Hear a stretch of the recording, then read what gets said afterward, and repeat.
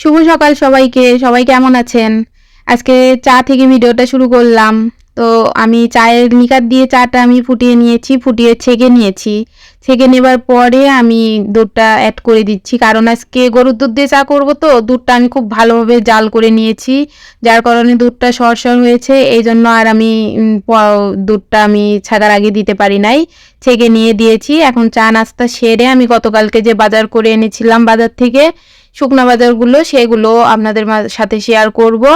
তো আমি এখানে 2 কেজি চিনি গুঁড়া আতপ চাল আর 1 কেজি মসুর ডাল, 1 কেজি মুগ ডাল, বিস্কুট আর এই যে নুডলস, চানাচুর এইগুলোই এনেছি আর কি। আমি এই যে একটা টেবিলে পাতা এটা নিয়েছি।